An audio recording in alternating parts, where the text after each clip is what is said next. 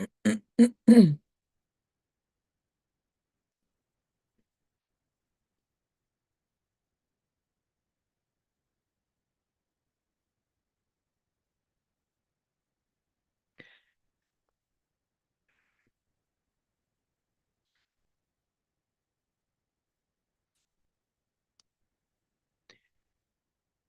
evening, everyone. Good evening, and welcome to our forum.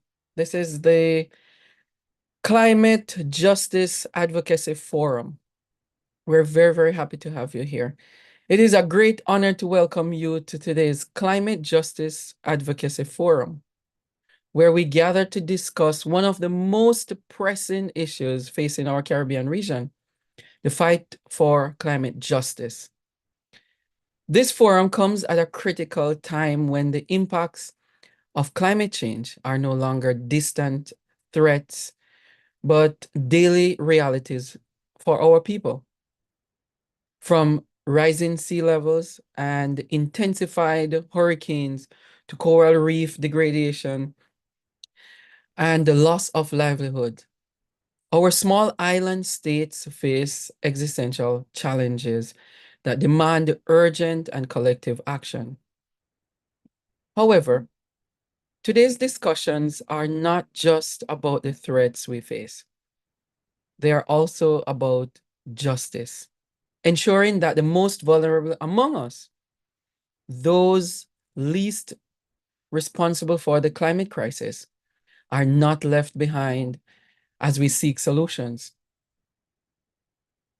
Climate justice means more than simply reducing carbon emissions. It means empowering communities, ensuring equity, and protecting our cultures, economies, and way of life from the devastating effects of a changing climate. As small island developing states, the Caribbean has historically borne the blunt of environmental degradation despite contributing very little to the causes of climate change. This disproportionate impact raises critical questions about fairness, equity, and accountability. How do we ensure that the voices of the Caribbean and other vulnerable regions are heard at the global level? How can we hold powerful nations and corporations accountable for their actions? And most importantly, how can we build resilience and foster sustainable development that benefits all our people? Today, we're privileged to be joined by a distinguished panel of climate advocates and community leaders, as well as people who work in the school, who have been at the forefront of these battles. Their insights will help guide our understanding of how we as a region can advance climate justice and work towards solutions that protect both our people and our planet.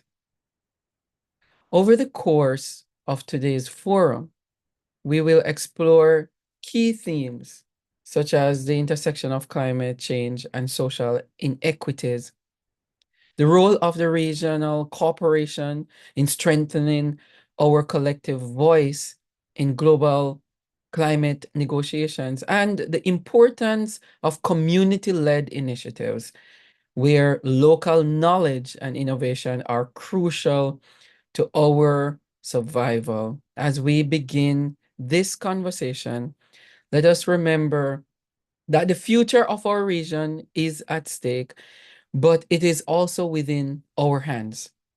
The Caribbean has shown incredible resilience throughout history, and now more than ever, we must harness that strength, the strength of our people, to ensure a just, equitable, and sustainable future for all. I encourage you, every one of you, today to engage openly, share boldly, and work collectively and collaboratively towards solutions that will empower our communities, safeguard our ecosystems, and ensure and also secure justice for all Caribbean people. Because together we can shape the future where climate justice is not just an aspiration, but a reality that we can all say that we work towards. I want to welcome everyone who is on YouTube and also the people who will watch this in the future. I want to thank you for being here. I want to invite our panelists. We have with us uh, Dr. Noel Gordon, and Dr. Gordon is a director of pupil services from Inglewood Public School District in New Jersey, and he's a very strong climate advocate. He also has background in studying climate and environmental change and the works, and he's going to give us some more on that. Also, welcome Miss Samantha Telesford, and she is legal environmental enthusiast. She's also a climate justice advocate and project manager, and she is from the Eastern Caribbean joining us. Welcome to both of you, and I'm going to invite you to join us on this platform to share. These wonderful people are our panelists, and we're going to get started now. So let's start with the eloquent Miss Samantha Telesford. Just give us a little bit about your background, how you became involved with climate justice as it is. Hi, good evening, everyone. Thank you, Dr. Dyce. Again, thank you to everyone here watching and who's going to be watching in the future. I'm very happy to be here because, this is a topic that is of importance in this current time. And I'm really happy and passionate to speak about it. So basically, a little bit about myself. My name is Samantha Telesford. I am a past UE student. I did a Bachelor of Laws at the University of the West Indies, Cayville campus in Barbados, the best campus, by the way. All right. Yeah. So, and I also did international environmental law, which Dr. Dyce knows. I think that's one of the things that probably caught his eyes. So Yeah. before doing international environmental law, though, I also had a passion for the environment because of my work with one of the most prominent hotels in Grenada, which is Sugarberry Resorts. It's one of the top eco-friendly hotels in the region, actually. So it has been something that's been instilled in me from ever since.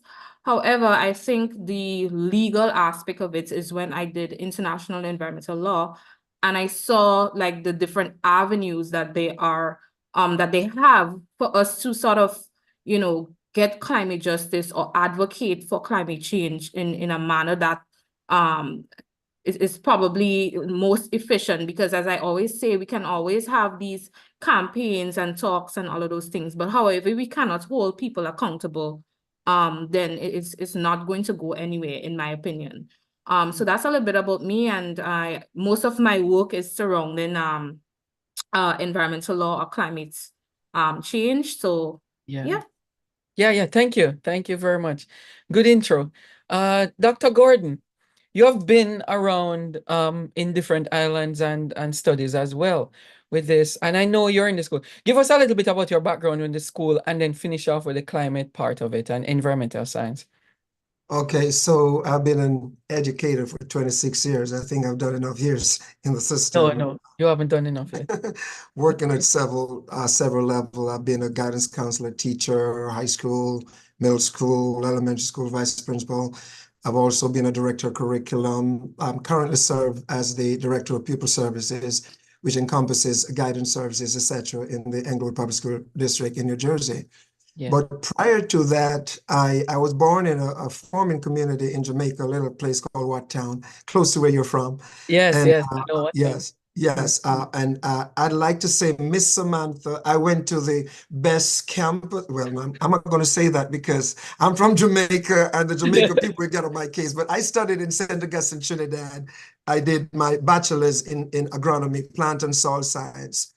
So I've always had a vested interest in agriculture. I had the opportunity of interning in places like All Sides in Manchester, where they did all kind of experiments and tried to do the contouring and grow their crops. I also worked in Kellis Clarendon. I managed Jamaican floral export. We exported long stem roses, alsamaria, dendrobium orchids, and all that kind of stuff to all over the world. And I've seen the impact of climate change. So even though I work in education, I'm first an agriculturalist. I also worked as a what you call it now, we as a soil scientist, we were charged with the responsibility of reclassifying the Jamaican soils using the USDA taxonomy classification. So I have a background and a vested interest in our climate. I see the changes that have occurred over the years. I've happened to go back to Jamaica. I've lived here for over 30 years. I go back to communities which were thriving and beautiful landscape and vegetation. You go back to those places and it's so desolate right now, even our area in St. Anne. So something has to be done. I look at the weather changes in Jamaica. Every turn you turn, there's another flood. That never used to happen back in the days, but things have changed. So I think this is really important for us to talk about this topic. Yeah. I know that just recently this climate justice, the justice for climate and looking at what is happening per island or per country, many people starting to become serious about it. So what exactly in terms of the Caribbean context, what exactly do we classify as or how could we define climate justice for Caribbean people to understand this? Do you want to start us off, Samantha? Of course, sure. So I like that this forum is focused on climate justice because a lot of people hear climate justice and they thinking climate change. Yeah. But there are many aspects of climate change, which climate justice is one of them. To break it down in layman's terms, I would say climate justice for the Caribbean region is basically a way of providing a just transition, which is an equal opportunity for citizens of small island developing states to elevate in a way whereby they practice sustainable activities, however, not being impacted by it. So I'll give a typical example. For instance, Trinidad and Tobago. It's sort of difficult for them currently because the main source of income is through the petroleum and gas and that kind of industry. So climate justice for them is a bit hard for a lot of the sectors because a lot of them are not finding other options. So I think climate justice on a whole is ensuring that whatever we transition to renewable options, people are not impacted critically by it. Okay, yeah. So Dr. Gordon, since Samantha mentioned the transition, the transition from in terms of education and practice, moving through with the climate change, that they need appropriate transition in terms of education and practice. How can the Caribbean countries balance the climate adaptation and economic development, especially for communities that depend on agriculture and fishing and tourism? How can they balance this climate adaptation and economic development? I think it starts with awareness. It starts with understanding the causes and understanding the effects. I'm going to be developing this area of land. I'm going to be building a hotel, or I'm going to be building a new community, 5,000 homes. That's going to bring money into the country. It's going to reduce our debt. It's going to provide employment in the short term. We have to let people understand that climate justice in the Caribbean means addressing the disproportionate impacts of the climate change on vulnerable communities. Because the bottom line is we will do our businesses and we will live in a safe place and we will make millions of dollars. And then we'll have some laborers who for a year or two, they may get a job and they may get some money, but they're going back to these communities which are vulnerable. And to add to that, these communities, people in these communities do not have access to resources to overcome the effects of a negative impact of poor planning and bad climatic conditions. And they cannot advocate for programs that will lead to sustainable development. The power is not in their hands in terms of decision making, but they have to understand that you also have some power if you can appeal to the consciences of our politicians and our community leaders to say, hey, this is what's happening to our communities. I watched this thing with this fellow said, the little Jamaican joke, you cannot cross it. You know, these people live in these communities where they have destroyed the land, they have built infrastructure which negatively impact these individuals. And when you have bad weather conditions, then they are the ones that are impacted. Kids have to be risking their lives to cross over a bridge to get home, etc. And there are other people who are doing well. You buy your Lamborghini and you're doing great because you make some money from your investment. Yeah, you're right. So we can even think of policies from the government perspective where that is concerned. Looking at, for example, vulnerable communities, farming communities.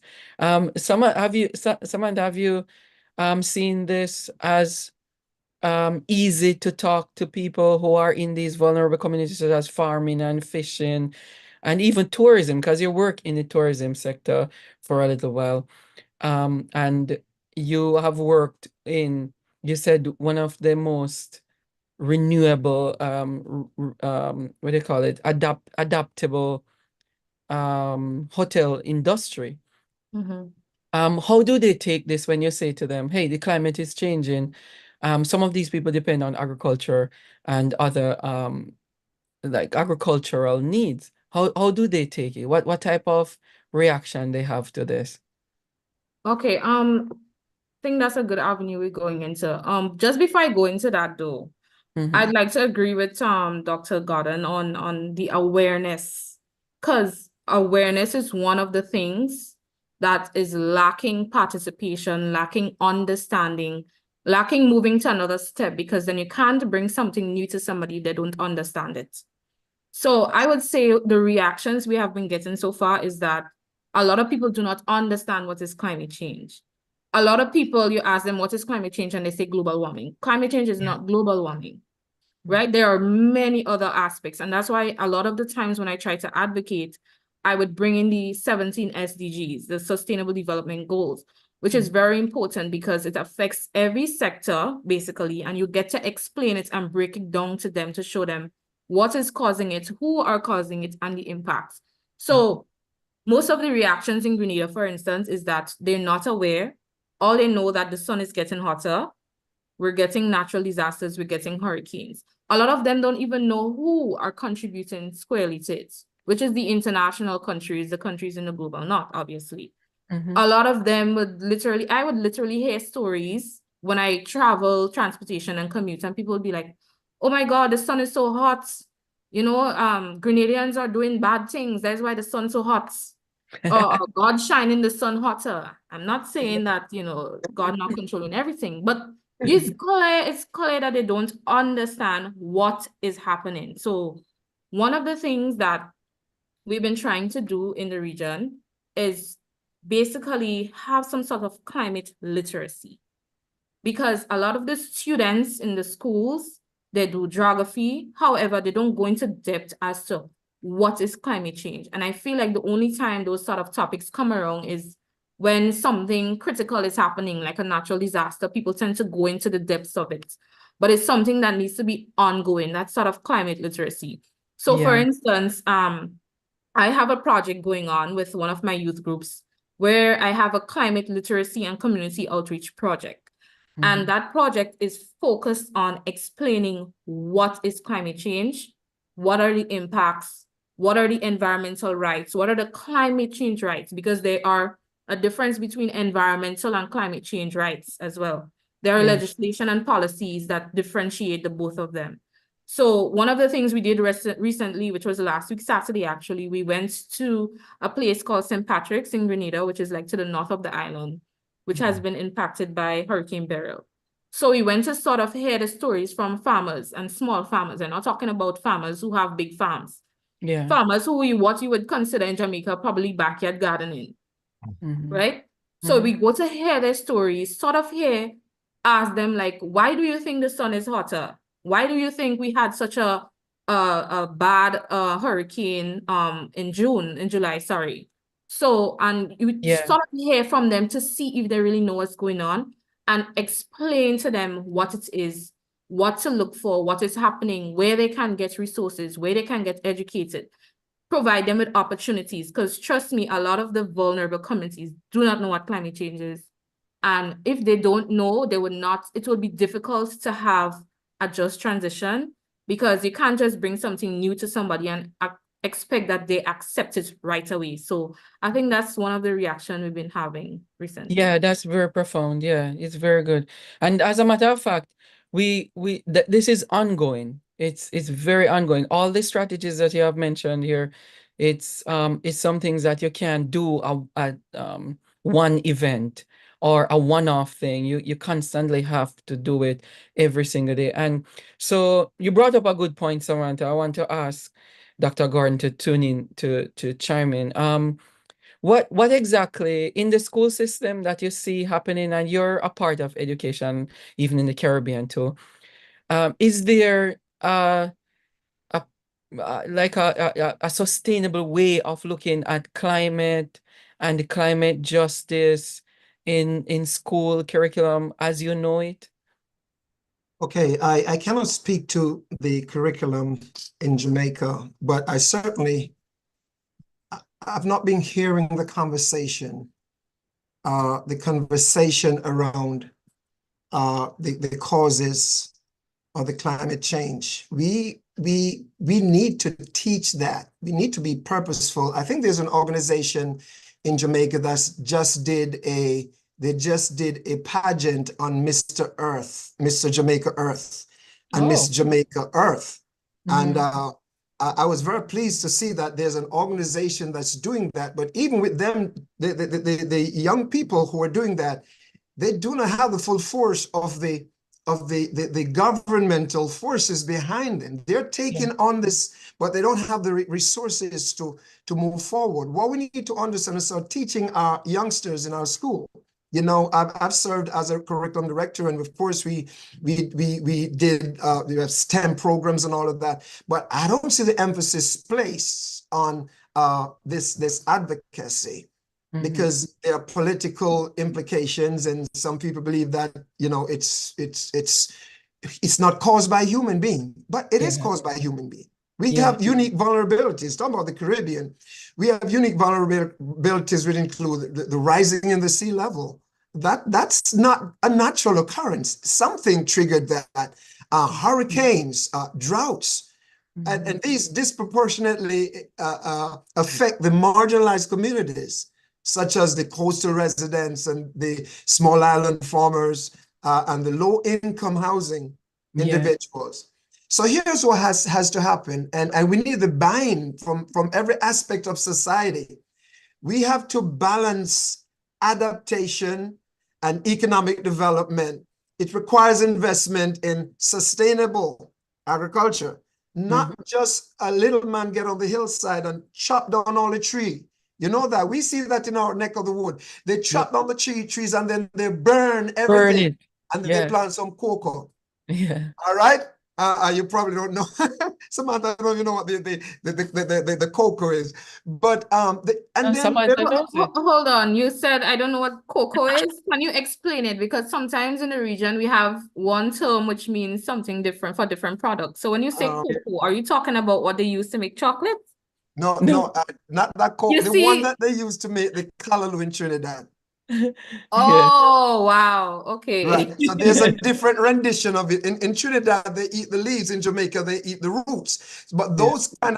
that kind of root crop is grown on the hillside. So what these farmers will do, they will burn the hillside, and they don't realize that 3 years down the line, 4 years down the line, there's going to be a problem. So we have to have the education where you balance the adaptation and economic development. It requires investment in sustainable agriculture, ecotourism. Yeah, Be yeah. very intentional how we advance the tourism sector, renewable energy, while sustaining community involvement and benefit sharing. And this is so, I'm sure you'll agree with this amount, the benefit sharing. What we are doing, the benefits are not being across the board. One segment is suffering and the other is gaining. The poor Yeah, the communities equity. Yeah. are suffering and the rich So let me communities. ask you, Dr. Gordon, let me ask you, and Samantha, do you think based on what, and this has nothing to do with too much of the heavy lifting of research here, and it's your interaction with people, you watching the news, you talk to people in your region. Do you think people are slowly buying into this idea of renewable energy and climate resilience?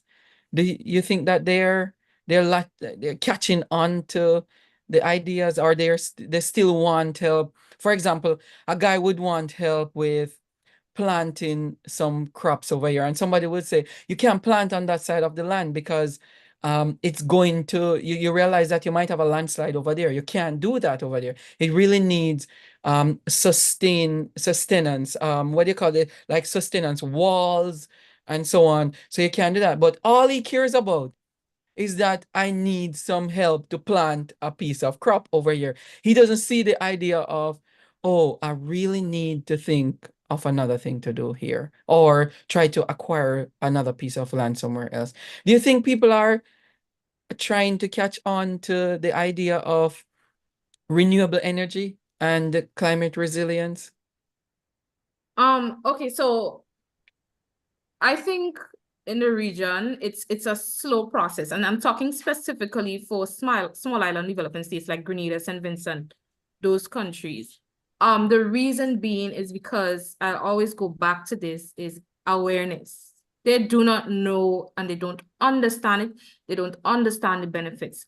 However, what I'll say though, there are a lot of people who would have done their research, a lot of people who are sort of trying to catch on to it, and sort of, for technological development as well, getting into it and branching off on their own. So a critical example is, there's this company in Grenada called Eco Solutions Grenada. What they do, he bring in electric vehicles, and he's really expanding on that business, which is really, really good. He's also doing solar panels as well. Before you didn't used to have like easy access to solar panels like that, but he's giving you like a wider option. He's making it easier for you. He's also explaining it for you. So I see that a lot of people are tapping into those vehicles, and he's not just bringing in vehicles that, like cars or so that, regular people would drive. He's trying to get pickups as well, trucks that are electric and those sort of things. So there are some people who are catching on to it. However, I think it's really slow because people are not aware. So to be honest, I'd always stress on this, like we need to educate people on various sectors. You have to. It doesn't matter the age, because this is a new thing for everybody, right? And there's something called paradigm shift. I think for adults, paradigm shift is really difficult. I mean, for somebody at a young age, it's going to be easier. However, for an adult, it's going to be more difficult. So you have to sort of push. But that push has to come from the government, and it also has to come from the international organizations.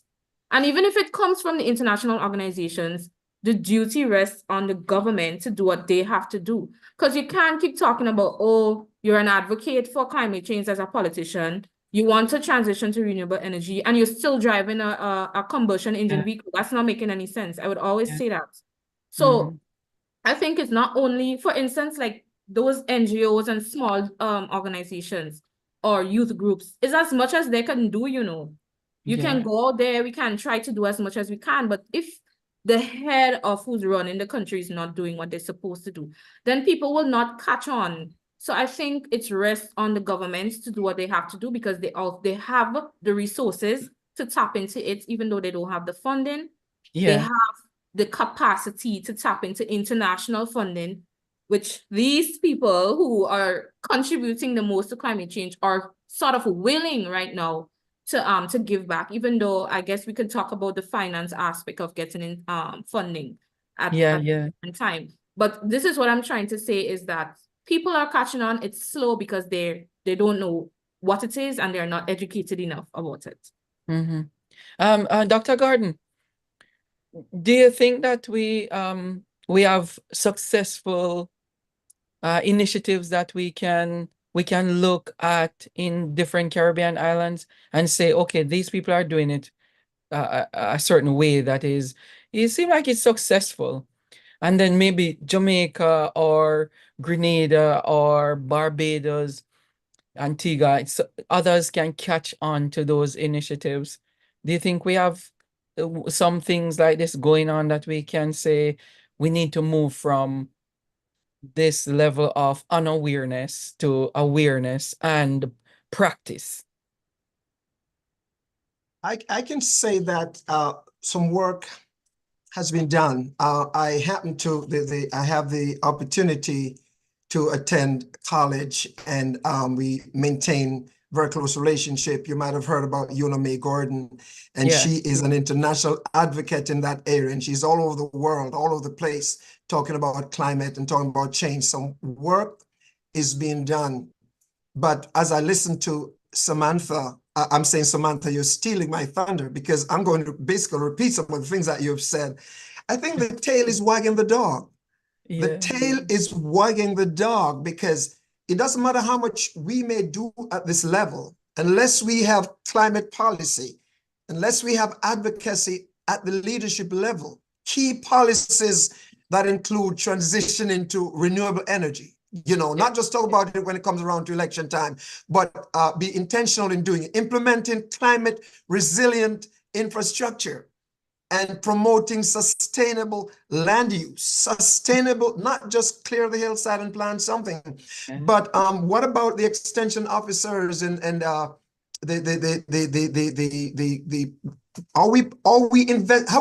we invested enough in the College of Agriculture? Are we throwing our money into that institution and training our young people so that we have enough young people who can get out there, who can promote sustainable land use? Now, Caribbean nations must prioritize climate justice in international negotiations. Yes. The Guyanese, I watched a clip the other day with the Guyanese prime minister. He was rebuking somebody from the United States. Somebody was trying to talk to him about the environment. He said, we have thousands and thousands of acres of forestation that we have preserved. You can't tell us about that.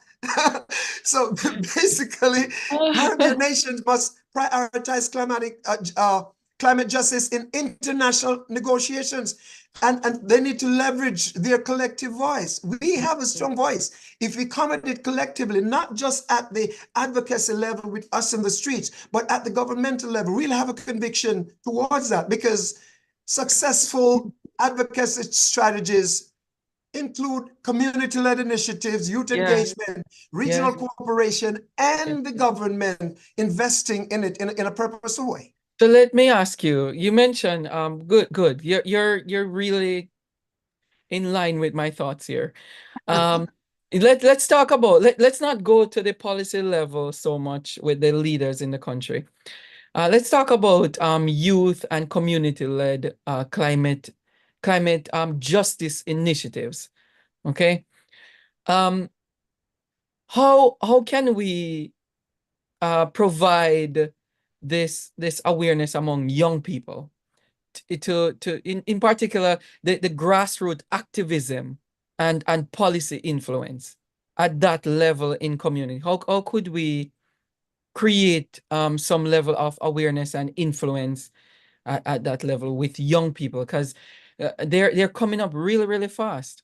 And many of them, I'm reading a book now called iGen, and they're talking about within a few years, iGen will take over the workforce. Young people between ages 18 and 35, they will take over the workforce, and they're the ones making decisions. So how can we get those people who think that, everything is instant gratification for the most part, and that I can get all my solutions from a smartphone? How can we create grassroots activism among them and policy influence? What do you think, Samantha? Samantha might be one of them. What a generation I. I I am one of them actually. Oh, yes. Okay. This is very important because one of the things that we try to stress on a lot is that youths are the one that has to get involved in climate advocacy. And the reason being is because the future is theirs. So one of the things that we've been trying to do, and I think like strategies, are trying to get the stories from them. And not just getting the stories, but also giving them opportunity to voice their concerns. Because you have to remember the generation, the Gen Z and millennials, they think a bit different from the older folks, which Yeah. is something that I realize is an issue because a lot of people tend to not accept that. So that is one of the things that we've been trying to get us as youths at the forefront to do those negotiations. Us as youths to do youth leading, like instead of having an older person lead a project, have a younger person lead the project so that you have people, young people encouraging each other. Because if it's a set of older folks doing it alone, the younger folks would not be encouraged to participate. And that's just a fact. It's not an opinion, it's just a fact. So you have to give youth the opportunity to be at the forefront. And what have been happening in the past is that there have been a lot of youths in various conferences, youth groups, community-led initiatives, and they sort of kind of like at the back.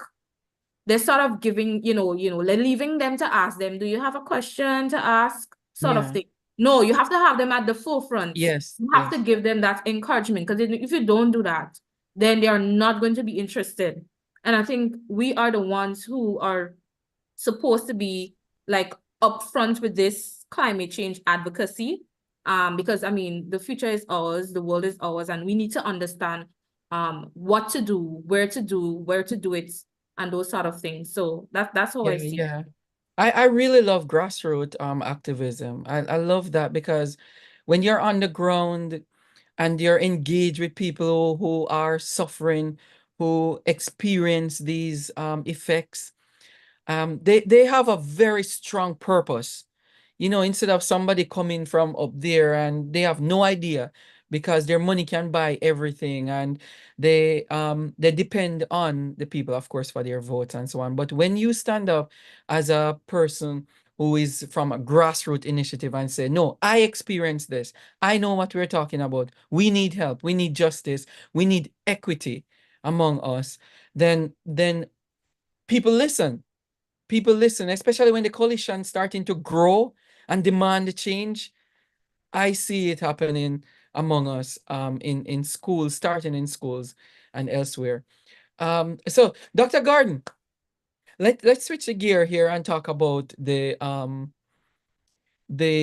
international and regional cooperation, because we have people out there who are willing to put their money where their mouth is, and and dig deep into their long big pockets to support initiatives, right? But we really have to convince them. So in the Caribbean nations, especially small island developing states, how can they, with a collective voice, create some discussions around climate justice on a larger scale? So taking from the regional perspective, how can they, as little David, scream at the big Goliaths with a collective voice from the region? Okay, and I think we have more Davids than Goliaths, you know. Yeah, So we we do. have more Davids than Goliaths. So we have to talk about the collective voice. We have to strengthen that collective voice. But strengthening the collective voice requires cooperation. Cooperation among the little countries within the Caribbean, for we're talking the Caribbean context. Yeah. Capacity building and strategic partnerships. You see, by yourselves, I remember my dad, when we were children, he brought some sticks of matches, and then he pulled them all together and he asked us to break it. We couldn't break it, but when he separated them one by one, we were able to break each stick of match. The bottom line is, if the governments of the Caribbean come together, understanding that based on where we are, based on our geographical location in the world, we are most vulnerable for a whole lot of disasters. And our poorer people are the more vulnerable ones. So as I said, we need to strengthen our collective voice. We need to build capacity, and we need to have strategic partnerships involving not just the guys at the top, but the starting at the school level, because you and I are educators. And we know that kids, their cognitive potential is way beyond what we think as adults. Little children are grown men and women in little bodies, and they can think, and we can empower them. You know, opportunities exist from collaboration on disaster risk reduction, because sometimes when a hurricane passes through, it doesn't just affect Jamaica, it sweeps across the Caribbean. When we have an earthquake in Haiti, we feel it in Jamaica. You know, we need, as I said earlier, we need to come up with some regional guidelines for climate resilient infrastructure and sustainable development. Our architects need to come together. The individuals who do town planning need to come together and say, what do we need to do across the Caribbean? We need to have some strategies and some policies across the board. Regional organizations like CARICOM can support climate justice advocacy through capacity building, policy guidance, and coordination. So in other words, they can provide guidance. We're not saying this is going to come from the top, but they need to get involved in this, because sooner or later, we're going to have some more major disasters. You probably weren't around for Gilbert, but I was around for Gilbert. No, I was there. Samantha Oh. was there, but I was there. I was right there swimming. I remember, listen, I remember in Gilbert, 1988, I was very little, very tiny. And I remember standing with my grandmother because we were moving from our house, going to the neighbor's house. And I remember she was saying, hold on to your brother, because the wind was pushing me and I was just floating in the wind. I was loving it, but it was scary for her. But I was having a nice time in it and wondering, why is this breeze so heavy? By the Right. time we came back the next day, all the trees were flat down. They were down. We were shocked. Very, Okay. very shocked. Okay, and if you notice, the places, there were areas that were rebuilt very quickly, Yeah. and there were areas Yeah. which took forever to be Yeah. rebuilt. And what areas were those? You know, The rural areas. all right. You know, let me ask Samantha something here, because for her to chime in. The when the hurricane passed the other day, Beryl, it took about probably 2 months for some areas to get electricity returned to them. And I was saying even to my grandparents, why is it taking in Jamaica? Why is it taking you so long for you to get the electricity back? You know, this points to the lack of inequity in our system. When all the other areas have their electricity returned, then these vulnerable, you mentioned it, Dr. Gordon, vulnerable people, it takes them forever to get their electricity back until their meat on their freezers gone bad. The cell phones, I literally had to replace my grandmother's cell phone because she was over by the neighbors charging it on an engine, the engine that the generator, and Generator. it actually hit the phone.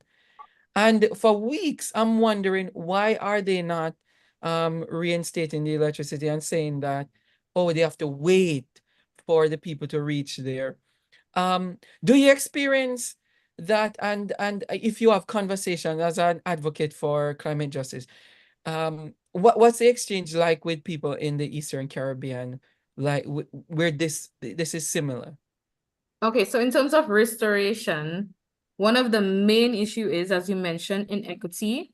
And to sort of break it down is because they do not have the relevant persons appointed for some of these things in different areas. So for instance, St. George's, for example, is one of the areas, is the business hub of Grenada, right?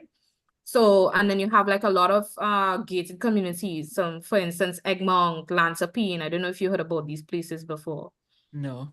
They would get their restoration before everybody else.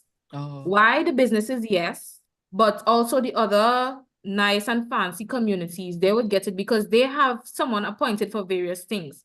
And it's not just when hurricane comes. So for NADMA, which is the National Disaster Management Authority, they have someone there. However, when you go and you find out from persons in the communities in St. Patrick's, which is like a vulnerable community, basically, or St. Mark's or St. John, those small communities and small areas, they don't have anybody representing them, because you have to remember, whoever is in charge, they don't have all the information that's going on in the community. So you're supposed to have persons appointed to go and do their checks and those things, and they don't have some of these representatives. So the inequity is there in various sectors, whereby you don't have a representative for various things. So a lot of people are left behind in terms of restoration, in terms of getting food, getting what they need, and it takes a longer process. Yeah, yeah. Oh man. Dr. Gordon, chime in quickly about this. In terms of the private companies, do you think that they're doing their part, based on what you have knowledge of? Do you think that they're doing their part, or they should do more along with the government? Like, collaboration and partnership with the government, but also do their part individually, because they're making a ton of money from people privately. What do you think about that? More can always be done. There's always room for more contribution. The private sector can, first of all, contribute through sustainable practices and healthy practice. Where do you dump your garbage? Where do you dump your waste oil? Etc. But sustainable practices that will, and investments in renewable energy and also community engagement. Can you imagine one of those some of those top businesses in whichever country, they have an initiative where they start clubs to deal with the climate and to deal with making right choices for sustainable energy, etc., supporting projects in schools. Back in the day when I was a child, we used to have a little garden every other Thursday. I think it was every Thursday, every other Thursday, we used to go outside and we plant the garden and we have these conversations. The 4-H club was very resilient at that time. So the effective direction of climate finances requires transparency. Be transparent about it, give and show off about it, so you can influence another company that might not be giving. And when the money is given, those who get the money don't put it in their pocket, but they use it for what it's supposed to be used for. So that comes down to accountability and the community involvement, and also encouraging sustainable investment by putting incentives in place. Because if you incentivize it, then people will be drawn to it. Or young people will be drawn to it. Communities will be drawn to it, and have regulations. Put regulations in place. And again, as I always say, capacity building. Put something in place that you can build on. Not just come with a one-time. We have this ability to just this mentality to just, hey, let's talk about this, and the next week nobody hears anything about it. So we're talking about building capacity. And I want to commend Samantha for what you're doing, that you're in the forefront talking about these things. It can be done. Yes. Yeah, for sure. You want to turn in, Samantha? Yes, definitely. One of the things that sort of stood with me as he talk about capacity building and those things. Consistency. You have to be consistent Yeah. with what is it you're doing. So if you say you're starting a geothermal something, you can't start it and have it for 3 years and then there's nothing. You have to have a long-term strategic plan to ensure that it's something that will keep running, something that will be a new implementation. So that's one of the other things. Another thing I wanted to talk about in terms of incentives, I'll give a typical example. The electricity companies, for instance, Dominica is trying to get into geothermal energy, right? I think St. Vincent also is trying to tap into it, but they don't have the robust legislation as yet. I think, people in the OACS is going to advocate for that. But in terms of the electricity and the renewable energy, what they have been suggesting or doing is that when you implement those type of renewable energy, you sort of have the excess electricity goes back to the grid, and you reduce the regular rate of the electricity. Yeah. So let's say, for instance, per month, one person electricity bill for Grand Lake per se is $50 max, Yeah. EC, and then depends on how much you use, that's where the increase goes. That increase would decrease based on the energy that is stored. So the excess electricity that goes back to the grid, it's sort of like a reusable option for people, which makes it cheaper. So those are sort of the incentives that you want to implement, not just as a electricity company, but as part of the legislation. And I actually think that Dominica has that a part of the legislation, as well as Antigua and Barbuda have that a part of the legislation. I mean, there's a lot of work to be done in terms of that, but those are the things that we need to be thinking about as small island developing states. Yeah, very good. I like that because one of the things I looked at too with, if you look at America has some what do they call it? Forgot, no, it slipped me, but to get money back, what do you call that when you get money from the government because you implement like solar panels on your house?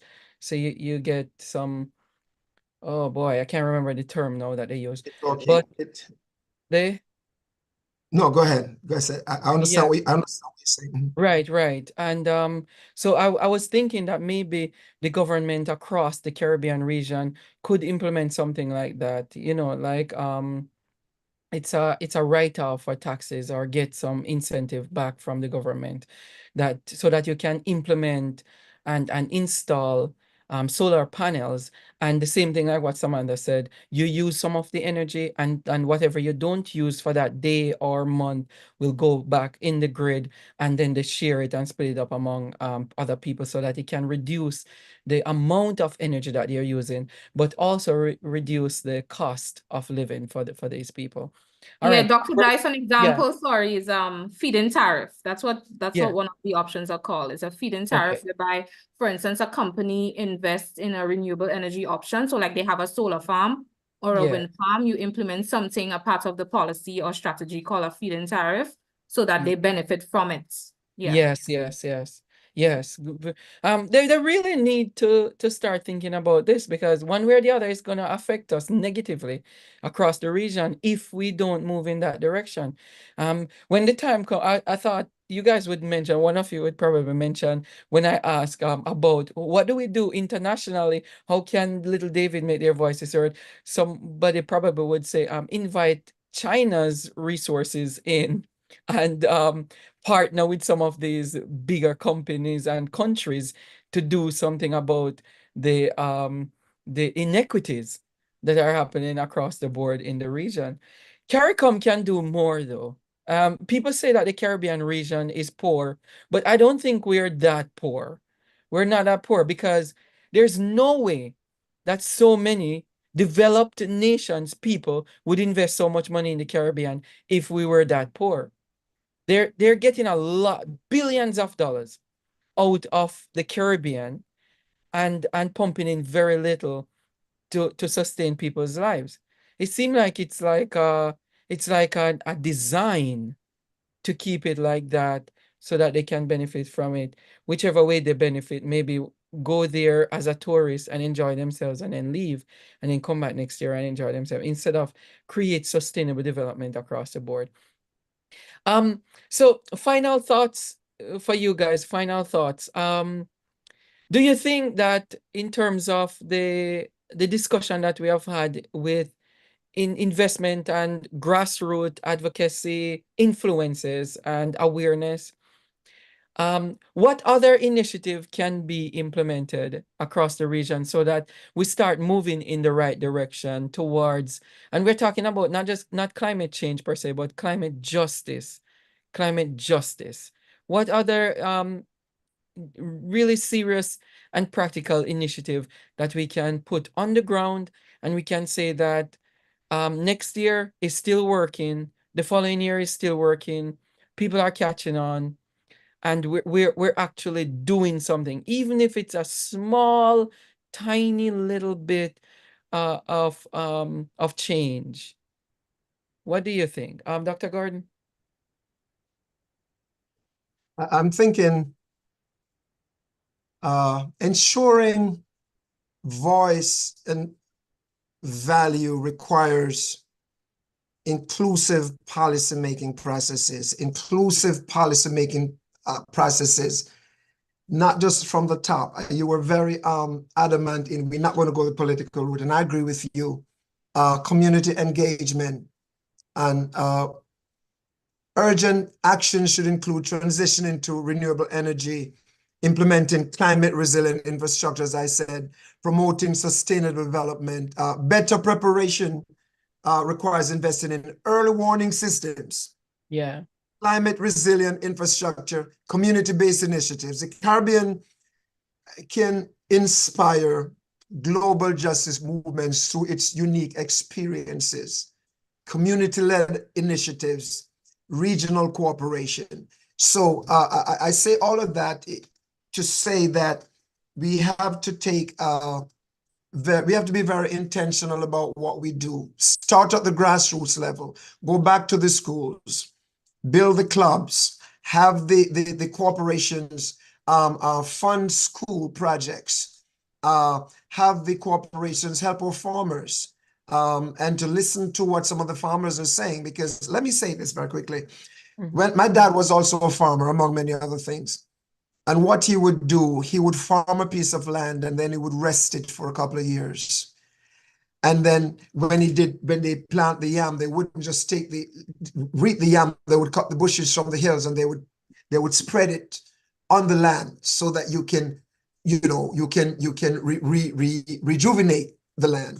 Listen to the grassroots people and let us continue with the advocacy, because listen, if we spread the message, others will catch on. And one thing I know about Generation Z is that they think more globally than most of us. They're traveling all around the world. These young people travel, and the world has become a small place, and they see the effects of the inequities, the climatic situation. So let us empower them and support them and fan the flames. Yeah. What about you? Thank you very much, Dr. Gordon. Miss Telesford, yes.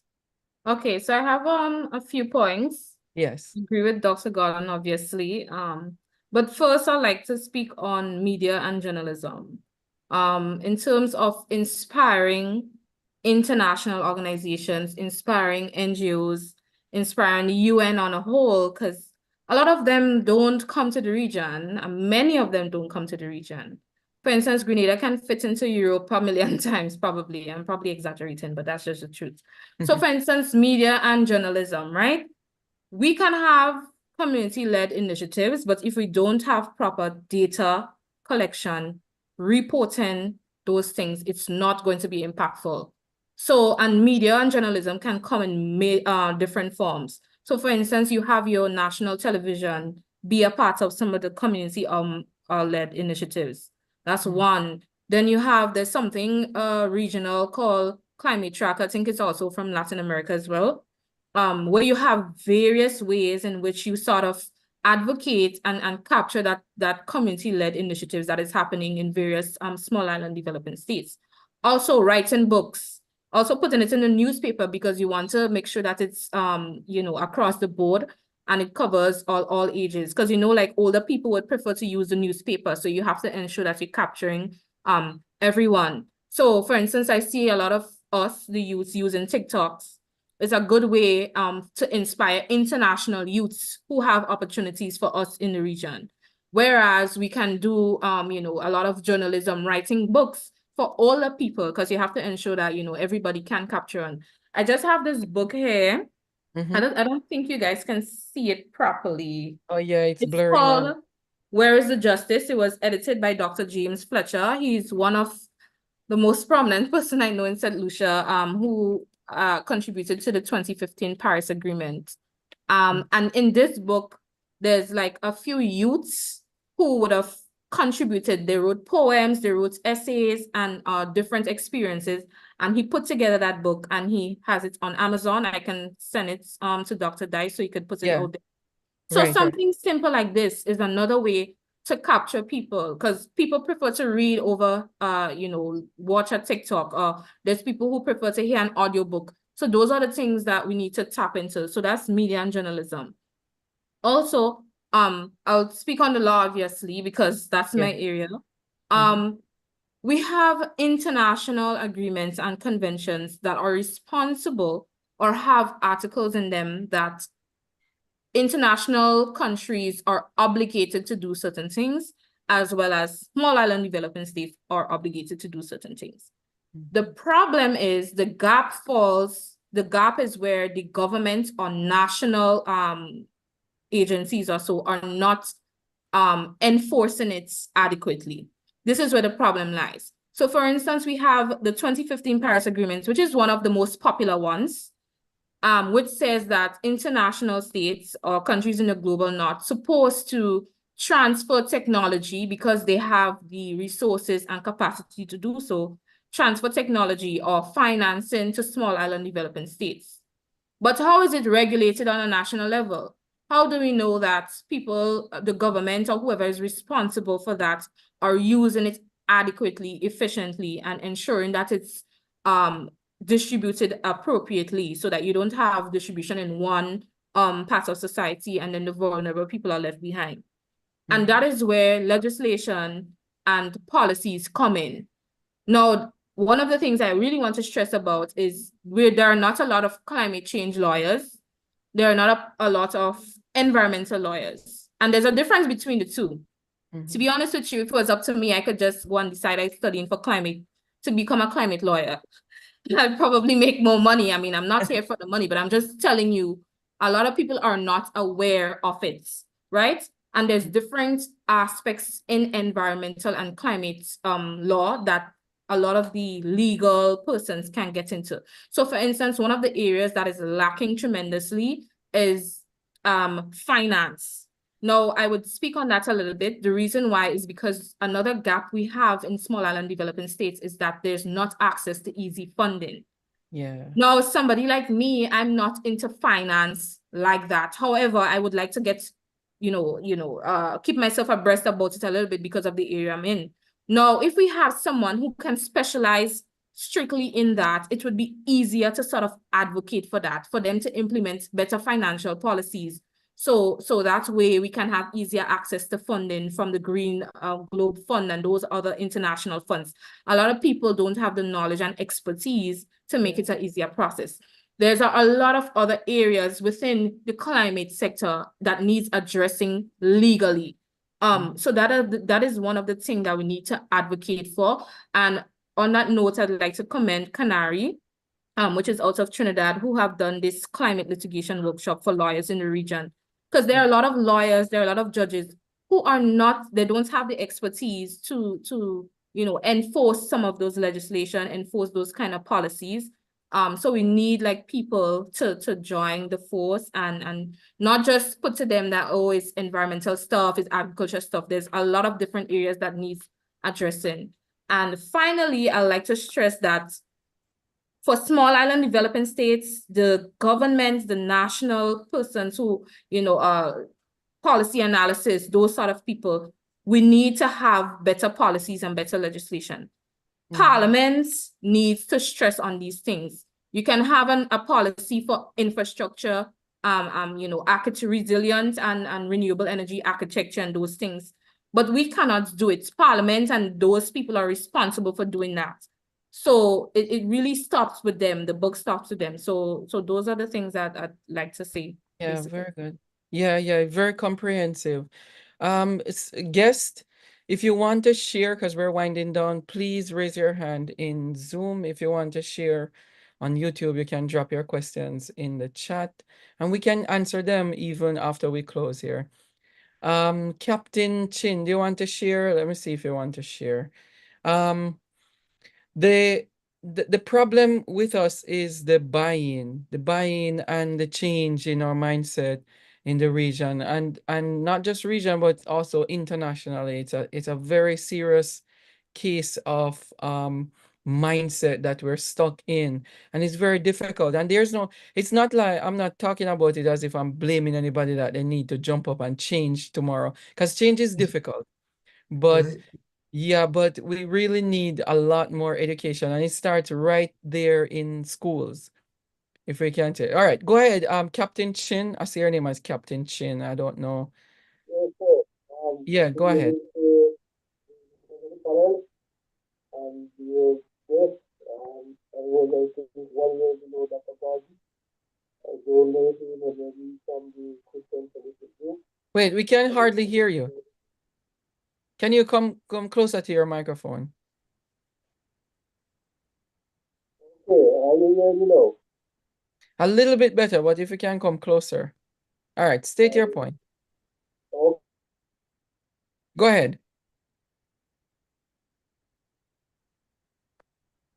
Go ahead, Captain Chin.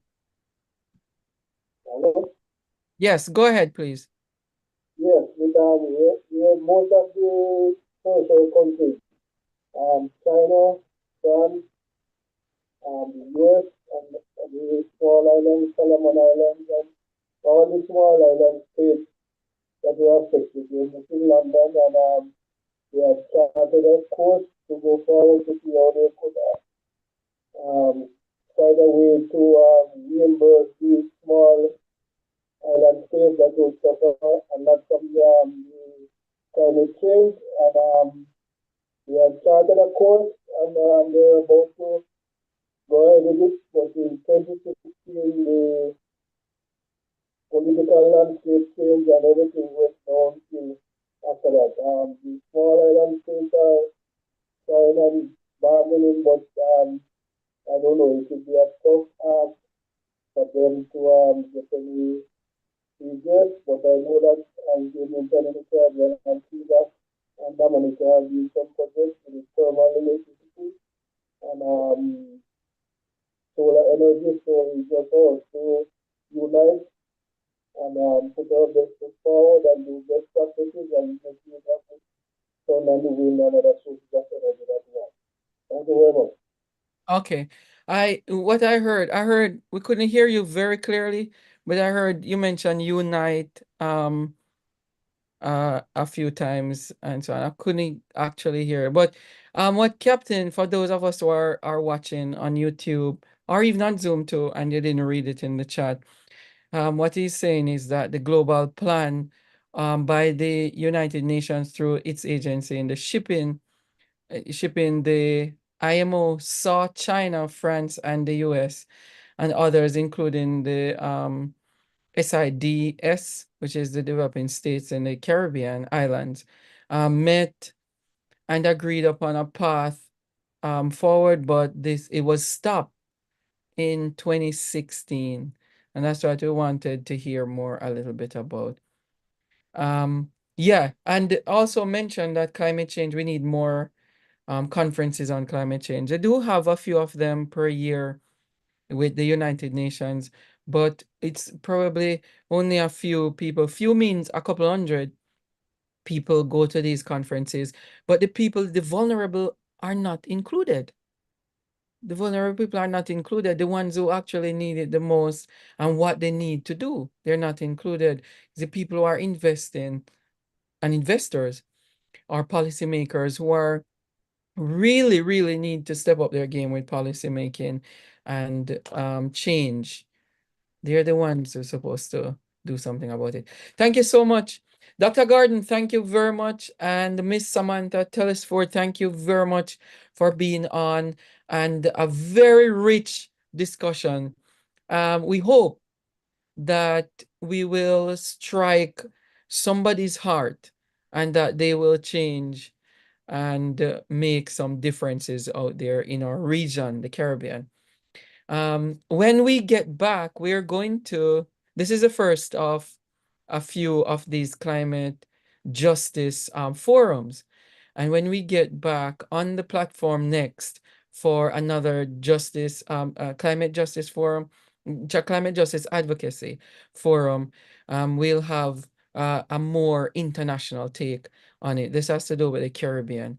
So more international take. Thank you so much, everybody, for joining us. Thank you for the people on YouTube. Thanks for your participation and insightful discussions today, Ms. Samantha Telesford and Dr. Noel Gordon. This forum has highlighted the urgency of addressing climate justice in the Caribbean and the critical need for collaboration at all levels, local, regional, and global. And as we close off today, let us carry forward the ideas, the strategies that are shared by our panelists and the inspiration shared with a commitment to turn them into meaningful action. The challenges we face are immense, and so is our collective resolve. And so let us live and create a future that is more of not just a goal, but a reality that we can live in every community in the Caribbean. Thank you so much and have a wonderful rest of your week and month. All right, Samantha, thank you. Dr. Gordon. Okay, take care.